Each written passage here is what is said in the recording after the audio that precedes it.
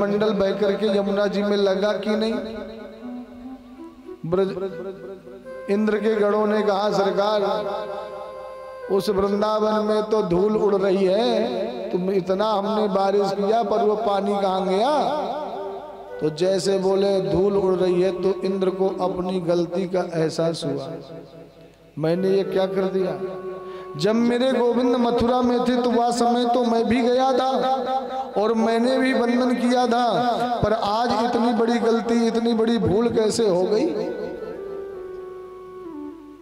सत्यव्रतम सत्य परम त्रिसत्यम सत्यस्य योनिं निहितं च सत्य। उस समय मैं भी सत्य स्वरूप की वंदना करने गया था, पर आज मैं उसी अजन्मा, उसी परब्रह्म परमात्मा का अपराध कर दिया।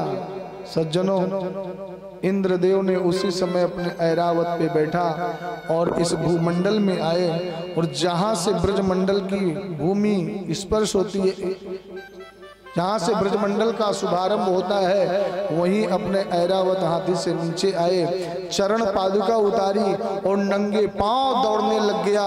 मेरे गोविंद का नाम स्मरण करता हुआ, गोविंद का ध्यान करता हुआ दौड़ते दौड़ते काफी समय के पूर्व यमुना के पावन तट में पहुंचा, और वहां जाकर जब मेरे प्रभु की आभा प्रभा का दर्शन किया इंद्र ने जब बंसुरी वाले का, उस बंसीधर का दर्शन किया, दौड़ता हुआ गया और मेरे गोविंद के चरणों में लेट गया। प्रभु बहुत बड़ी गलती हो गई, मैं आपको समझ नहीं पाया, अपराध हो गया। इंद्र कहता है प्रभु विशुद्ध सत्यम तव धाम शांतम तपोमयम ध्वस्त रजस्तमस्कं मायामयोयम गुण संप्रवाहो न विद्यते ते ग्रहणानुबंध। हे प्रभु, आप परम विशुद्धात्मा हो, आप परम विशुद्धात्मा हो। तमोगुण आपके अंदर लेस मात्र नहीं है, रजोगुण भी नहीं है, आप सत्व गुण से परिपूर्ण हैं। प्रभु,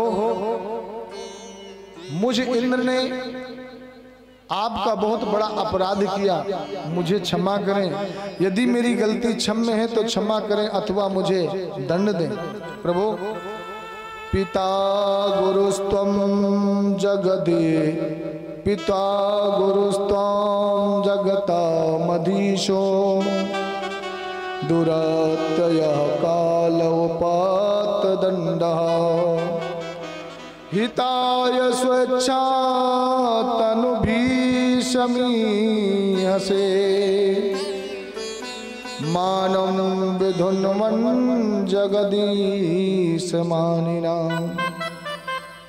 जगत के पिता आप हैं, जगत के गुरु आप हैं, जगदीश्वर आप हैं, और माता पिता अपने पुत्र की गलती पर कभी ध्यान नहीं देते। यदि माता पिता अपने पुत्र की गलती को क्षमा न करें तो पुत्र तो इतनी गलतियां करता है कि वो कभी पुत्र कहला ही नहीं सकता। इसलिए प्रभु, जगदीश्वर आप हैं, पिता आप हैं, माँ आप हैं। आपसे हमारा निवेदन है कि प्रभु मुझे क्षमा करें, क्षमा करें, और यदि मेरी गलती क्षम्य नहीं है तो मुझे दंड दें। यदि क्षम्य है तो क्षमा करें अथवा हमें दंड दें। भगवान ने कहा देवराज, तुमने गलती तो करी, पर तुम्हारी गलती में कहीं न कहीं भक्त का कल्याण छिपा हुआ है। भक्त और भगवान का मिलन छिपा हुआ है, इसलिए तुम्हें क्षमा किया जाओ। इंद्र कहते हैं प्रभु, ऐसो को उदार जग माही बिन सेवा जो द्रवही दीन पर राम सरस को नाही।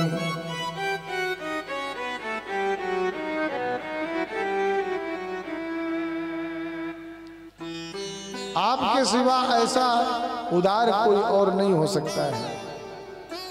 जगत में केवल आप ही हैं जो भक्त वत्सल हैं, कृपालु हैं, दयालु हैं। ऐसा दीन दयाल भरा कौन और कौन होगा कि मैंने आपके भक्तों को मारने का षड्यंत्र किया पर फिर भी आपने मुझे क्षमा किया।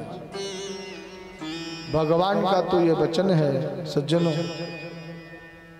भगवान कहते हैं भाव बिन कुछ भी वो देवे मैं कभी लेता नहीं, भाव से एक पुष्प भी दे तो मुझे स्वीकार है। भगवान को आपका धन ऐश्वर्य नहीं चाहिए, वो तो प्रभु से दिन भर आप ही मांगते हो ना कि हमें ये नहीं है वो नहीं है, दुनिया की सुख सुविधा। पर भगवान कहता है इतना देने के बावजूद भी यदि एक पुष्प भी ना दे पाए तो फिर वो भक्त नहीं हो सकता है।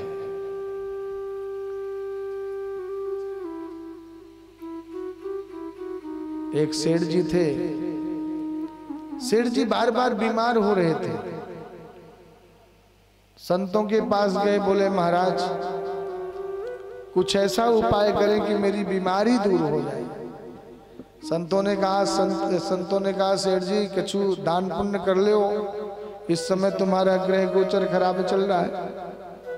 सेठ जी ने कहा बस महाराज इस बार ठीक हो जाऊं भगवान की कृपा से, पर इसके बाद दान ही करना है, जो कहोगे सो करेंगे।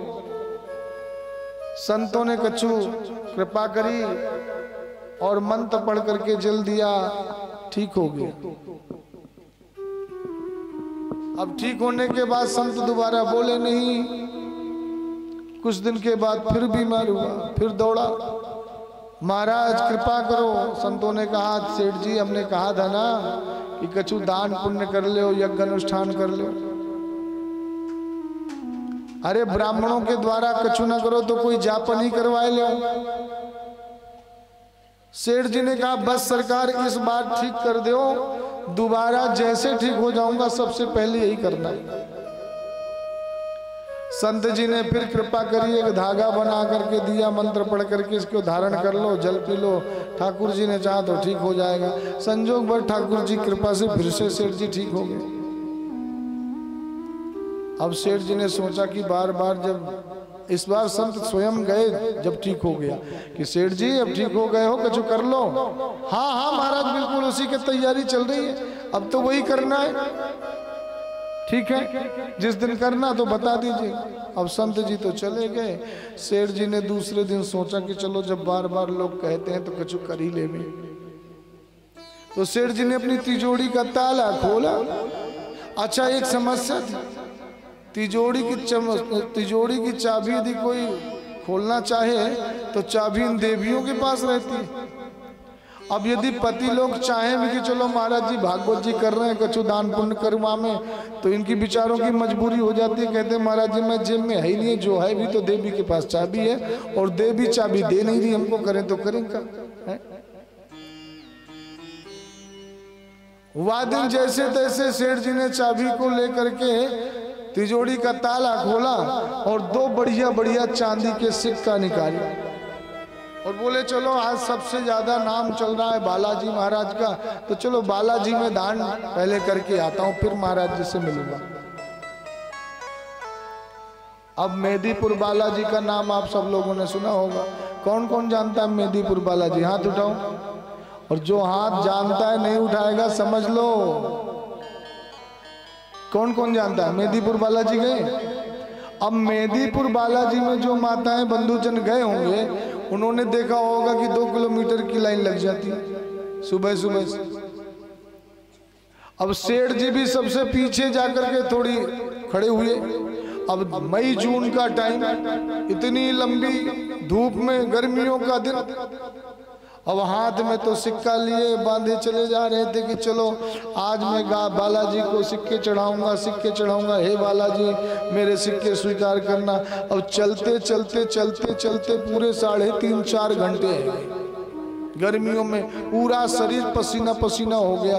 तब तक में जैसे बालाजी के पास पहुंचे तो बालाजी में ज्यादा देर तक टिकता कौन है, पर फिर भी सेठ जी जाकर बैठ गए, जो जाल लगा हुआ है ना, जाल के पास बैठ गए और बोले, हे बालाजी महाराज, अच्छी कृपा करी आपने, संतों के द्वारा आपने कहलाया, मेरा शरीर स्वस्थ हो गया।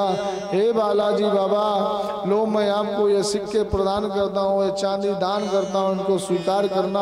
और जैसे सामने सिक्कों को छोड़ा, लेकर के हाथ आए और ऐसे करके चेहरे में लगाना चाहा कि हे बालाजी कृपा करी, तो देखा कि हाथ से पानी की धार चल रही है, बह रहा था पानी। अब पानी बह रहा था तो सेठ जी ने कहा, हे भगवान, हे बालाजी, ये मेरे बेचारे चांदी के सिक्के इतना रोए कि इनकी आंसुओं की धार से मेरा हाथ गीला हो रहा है, ये मुझे छोड़ना नहीं चाहते। अब सेठ जी ने कह रहे कि पसीना बहा, 4 घंटे से लाइन में लगा हूं, कह रहे हैं रो रो करके मेरा हाथ भिगा दिए और चुपके से हाथ डाले, दोनों सिक्के उठा लिए, लेकर आए और जेब में डाल लिए। सरकार माफ करना, ये सिक्के मुझे छोड़ना नहीं चाहते हैं, और सिक्कों को लेकर के बाहर आ गए। प्रेम से बोलिए राधे राधे। ऐसे कंजूस भी कुछ लोग होते हैं, और जो कंजूसी करता है वो कंजूसे रह जाता है, कच्चू हाथ ना लगे। प्रेम से बोलिए राधे राधे।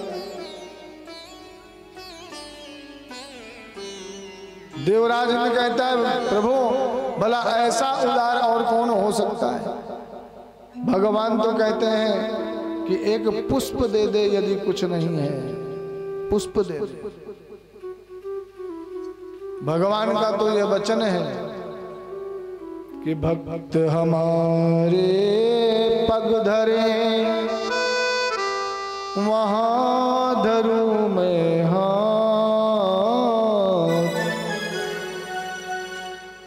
सदा संग लागत फिरो, कबहु न छोड़ूं सा। जो एक बार कह दे, प्रभु आप मेरे, मैं आपका हूं, फिर तो मेरा भक्त यदि कंटक में पैर रखे तो कंटक में मैं अपना हाथ रख देता हूं और हाथ में भक्त का पैर रखता हूं। पर एक बार कोई मेरा बन करके तो देखे। अब यदि कोई मेरा बने ही ना तो मैं क्या करूं। तैयार घूमता हूं, 24 घंटे तैयार बैठा हूं कि कोई मुझे बुलाए तो सही। भगवान ने कहा, देवराज ये ब्रज है, इस ब्रज की महिमा को तुम क्या जानो। तुम देवलोक का, स्वर्ग का सुख भोगा है, यहां वो सुख नहीं है, जाओ यहां से। देवराज कहता है, प्रभु अब जाने को कौन आया है, अब तो सरकार यही वृंदावन में रहना है, यहां रह पाओगे सरकार? यहाँ की मिट्टी का चंदन लगाकर माथे में लगाऊंगा और नित्य प्रति यहाँ परिक्रमा लगाता हुआ नाम जापन करूंगा, और खाने पीने को कुछ नहीं मिलेगा तो इन ब्रजवासियों के घर से जाकर के भीख मांग लूंगा, और वहां से जो रोटियां मिल जाएंगी उन्हीं को पा करके मस्त रहूंगा। कितना सौभाग्य है इन ब्रजवासियों का कि जो त्रैलोकी नाथ की वंदना बड़े बड़े देवता ऋषिगण मनीषी तपस्वी यशस्वी मनस्वी करते हैं, जो जगत पिता है, जो जगत के रचयिता है। इन ब्रजवासियों का क्या सौभाग्य है, इन ब्रजवासियों का क्या प्रेम है कि उस परमात्मा को माखन और मिश्री के लिए नचा दिया, बेझर की रोटी में नचा दिया। भला जहां इन ब्रजवासियों के प्रेम में वो ब्रह्म नाच रहा है, तो जैसे तो यदि मेरे जैसे का देवता इनकी जूठन खाए तो कौन सी बड़ी बात है। इनका प्रसाद मान करके स्वीकार करूंगा तो मेरा जीवन धन्य हो जाएगा। उस दिन से देवराज इंद्रलोक नहीं गया, फिर वहीं पड़ा रहा ब्रजवासियों की टूक खा खा करके। एक बार कोई मेरे घनश्याम को अपना कहे तो सही।